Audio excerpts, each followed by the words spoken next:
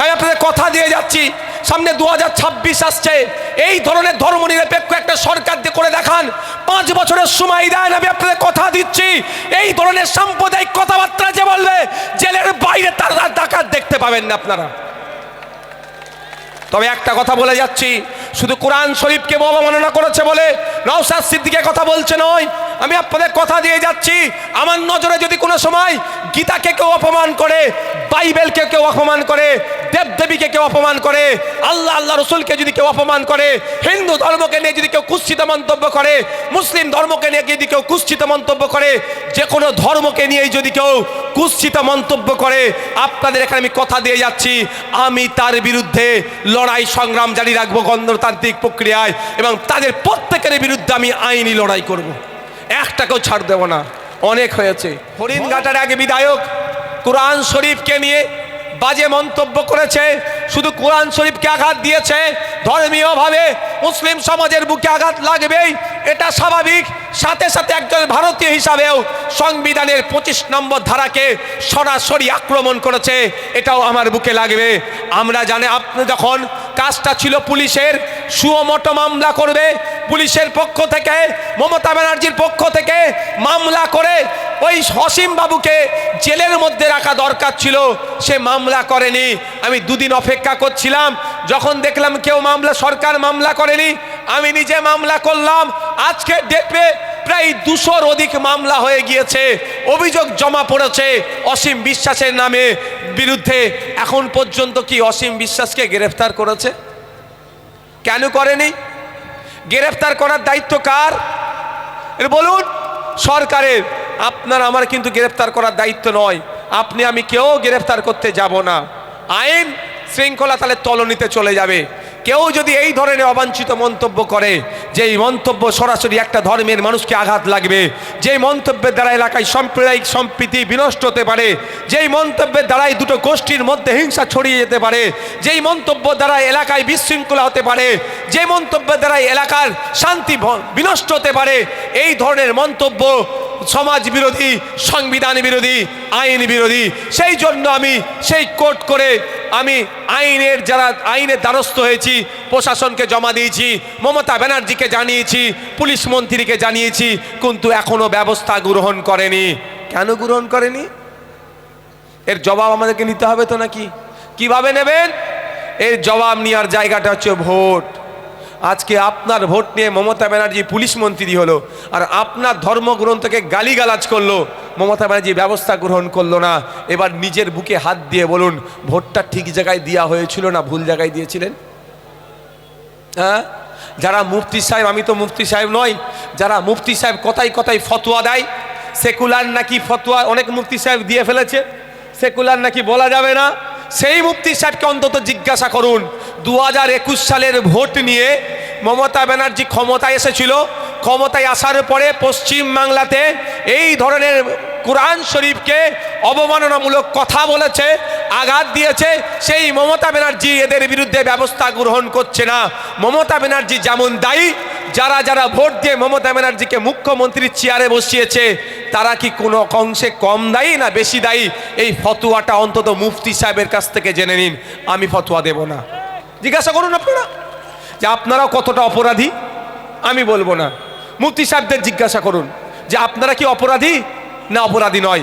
আপনারা বাদুরিয়ার মানুষ, আপনারা জিজ্ঞাসা করুন মুফতি সাহেবদেরকে যে আপনাদের ভোট পাওয়ার জোর পরেই মমতা ব্যানার্জি মুখ্যমন্ত্রীর চেয়ারে বসেছে, আর সেই মমতা ব্যানার্জির আমলে কোরআন শরীফকে অপমান করছে, মমতা ব্যানার্জি মুখ বুজে সহ্য করছে, নীরবতা পালন করছে, তাহলে এই যে অন্যায় করছে, একা মমতা ব্যানার্জি দায়ী না, বাদুরিয়ার ভোটাররাও দায়ী। মুফতি সাহেবদের জিজ্ঞাসা করুন, নিশ্চিতভাবে তারা উত্তর দিয়ে দেবে। আর নিজের বুকে হাত দিয়ে জিজ্ঞাসা করুন তো।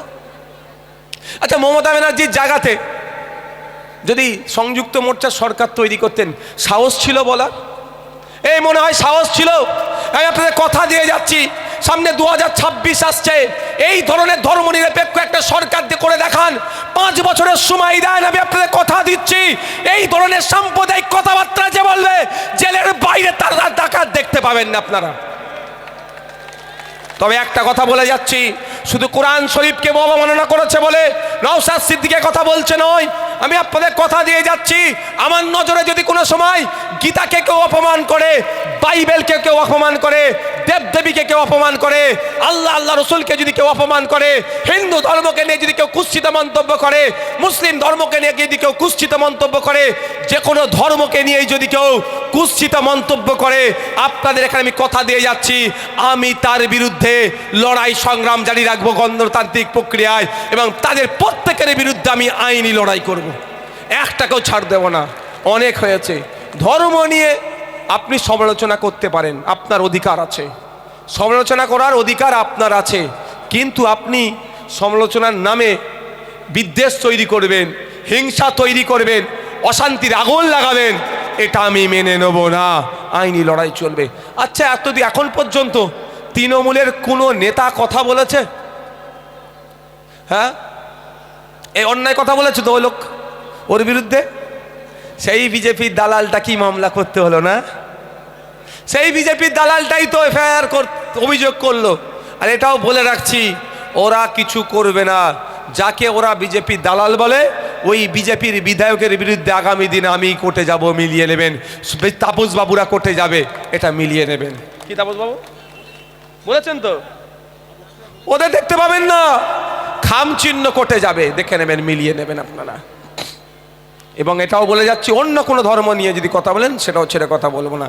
আমি একটা জিনিস সতর্ক করতে চাই, দেখছিলাম অসীম সরকার বাবুর ফোন নাম্বার ফেসবুকে দিয়ে দিয়েছে অনেকে, বড় বড় যোদ্ধা, সমালোচনা তো করা যাবে না, অনেক বড় বড় মুফতি উকিল ব্যারিস্টার অনেক আছে, ফোন নাম্বার দিয়েছে। আমি বলবো এদের ফাঁদে পড়বেন না, এদের ফাঁদে পড়বেন না। উত্তেজনাবশত রাগে ফোন তুলে 4টে কথা বলে দিলেন, কি বললেন সেটা বাদ দিয়ে উনি 4টে এক্সট্রা কথা লিখে দেবে, থানায় অভিযোগ করে দেবে, আপনাকে কিন্তু পুলিশ দেখবেন তুলে নিয়ে চলে যাবে। ও মিথ্যা, ও কোরআন শরীফকে অবমাননা করেছে, আপনার বিরুদ্ধে মামলা হতে অনেক দেরি লাগবে, কিন্তু আপনি ফোন করেছেন, আপনার বিরুদ্ধে ব্যবস্থা গ্রহণ হয়ে যাবে। ও একা ভুল করেছে, অন্য কোনো মতুয়া কি এই ভুলটা করেছে ভাই? এই আওয়াজ দিয়ে বলুন, কোনো নমশূদ্র ভাই এইটা ভুলটা করেছে?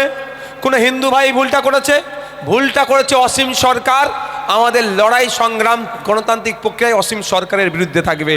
তবে অনুরোধ করছি আমি এটাই, ওই নাম্বার দিয়েছে বলে হুট করে ফোন করে যেন কোনো ভালো কথাই আর খারাপ কথাই কিচ্ছু বলার দরকার নেই। আপনার গায়ে জ্বালা ধরেছে, আমার গায়ে জ্বালা ধরেছে, আমি কি করব? থানায় গিয়ে অভিযোগ করব। থানা অভিযোগ নেওয়ার পরে যদি এফআইআর না করে 156 সাবক্লাস 3 দিয়ে কোর্ট থেকে এফআইআর করব। যারা যারা অভিযোগ করেছেন, আমার ভিডিওটা যদি দেখতে চান তারা আমার সাথে যোগাযোগ করতে পারেন। অভিযোগ করে 1 সপ্তাহ অপেক্ষা করুন এবং থানাকে রিমাইন্ডার দিন যে আমাকে এফআইআর কপি দেওয়া হোক। যদি এফআইআর কপি না দেয় তাহলে আমার সাথে যোগাযোগ করুন। যে যা লোকাল কোর্টে গিয়ে সাব ডিভিশনের যে কোর্ট আছে 156 সাবক্লাস 3 দিয়ে প্রত্যেকটা এফআইআর করব এবং অসীম বাবুকে বুঝিয়ে দেব এটা ধর্মনিরপেক্ষ মাটি, এটা নজরুলের মাটি, এটা রবীন্দ্রনাথের মাটি। এই মাটিতে কোনো সাম্প্রদায়িকতার কোনো ঠাঁই নাই, কোনো সাম্প্রদায়িক চিন্তা ভাবনার মানুষকে এই বাংলায় আমরা রাখবো না। গণতান্ত্রিক মাধ্যমে, আইনের মাধ্যমে, বিচার ব্যবস্থার মাধ্যমে ওর মুখকে আমরা বন্ধ করব। তবে অসীম বাবুর এত বলার সাহস থাকতো না যদি মমতা ব্যানার্জি অনেক আগেই শুভেন্দু অধিকারীকে ধরে জেলের মধ্যে ঢুকিয়ে দিত। মমতা ব্যানার্জি একের পর এক শুভেন্দু অধিকারী মুসলমানদেরকে রোহিঙ্গা, বৈধ নাগরিককে অবৈধ নাগরিক, যা ইচ্ছা তাই বলতে বলতে কলকাতা পুলিশের সিপি সাহেবকে অকথ্য ভাষায় গালিগালাজ। এই আপনার বসিরহাটের এলাকায় এসেছিল সন্দেশখালীতে যাওয়ার পথে শিখ ধর্মাবলম্বী এক অফিসারকেও তার জাত তুলে গালাগালি হয়েছিল, তাকে খালিস্তানি বলে দেখে দিয়েছিল। ওই টিমের মধ্যে ওই বিষয়গুলোকে সামনে রেখে শুভেন্দু অধিকারী মহাশয়কে যদি আজকে জেলের মধ্যে রাখতো তাহলে অসীম বাবুর সাহস থাকতো না কথা বলার। সাহস পাচ্ছে কার জন্য? শুভেন্দু অধিকারীর জন্য। শুভেন্দু অধিকারীকে সাহস কে দিচ্ছে? মমতা ব্যানার্জি দিচ্ছে। এই চ্যালেঞ্জটা আপনাকে ধরতে হবে। তাই বন্ধুগণ, আপনারা ভাবছেন তৃণমূলকে আটকায়, বিজেপিকে আটকাতে হবে, তৃণমূলকে ভোট দিতে হবে, এই দিবা স্বপ্ন দেখে কিছু লাভ হবে না। 2011 সালের আগে তৃণমূল পশ্চিম বাংলায় ছিল না, বিজেপি বলে কিছু ছিল না। 21-এর পরে পশ্চিম বাংলায় তৃণমূল এসেছে, তাই বিজেপি এসেছে। 2026 সালে লড়াই সংগ্রাম করতে হবে, গণতান্ত্রিক পদ্ধতিতে ভোট করাতে হবে। 2026 সালে বিজেপিকে যেমন আমরা আটকাবো, সাথে সাথে তৃণমূলকে আটকাতে হবে। কিন্তু ফর্মুলা বলছে 2011-এর আগে বিজেপি তৃণমূল ছিল না, বিজেপিও ছিল না। 2011-এর পরে তৃণমূল আসলো, বিজেপিকে সাথে করে নিয়ে আসলো। এ থেকে বোঝা যাচ্ছে তৃণমূল এসেছে, কাঁধে বিজেপিকে চড়িয়ে নিয়ে এসেছে। তাই 2026 সালে তৃণমূলকে হারালেই বিজেপি আবার ব্যাকে চলে যাবে। ফর্মুলা তো এটাই বলছে ভাই। এই বাপের বয়সী যারা আছে বলো তো, 2011 সালে বিজেপি বলে কিছু জানতে আপনারা? পশ্চিমবাংলায় এত লোক উঠে দাঁড়িয়ে পড়েছে কেন? এত লোক দাঁড়িয়ে আছে কেন? কিসের জন্য দাঁড়িয়ে আছে? না বিয়ে দাও, নাহলে সিটে বসো যদি বেশি লোক হয়ে যায়।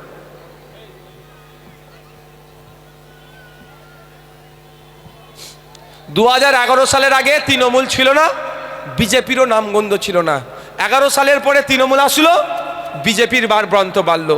তো 2026 সালে যদি আমরা তৃণমূলকে আটকাতে পারি, বিজেপির মানুষ লিক হয়ে যাবে। তাই 2026-এ আমাদের শপথ নিতে হবে, বিজেমূলকে আমরা হারাবো। কাকে? বিজেমূলকে আমরা হারাবো, এই শপথ আমাদের নিতে হবে। বন্ধুগণ, আমাদের সাথে রাজনৈতিকভাবে যুক্তি তর্কে বিজেপি তৃণমূল পেরে উঠতে পারছে না। বিজেপি তো আমাদের ধারে কাছে ঘেঁষতে পারছে না, ভয়ে ধারে কাছে ঘেঁষছে না, সাইড দিয়ে পালাচ্ছে। আর তৃণমূল একটু ফাউল করার চেষ্টা করছে, রেফারিকে দিয়ে অফসাইডে গোল করার চেষ্টা করছে। সেই রাস্তাটাও বন্ধ করতে হবে, রেফারিকে নিরপেক্ষ থাকতে হবে। না হলে প্রয়োজনে রেফারিকে আমরা লাল কার্ড দেখিয়ে রেফারিকে মাঠ থেকে তুলে দেবো। গণতান্ত্রিক প্রক্রিয়াতে এটা করতে হবে।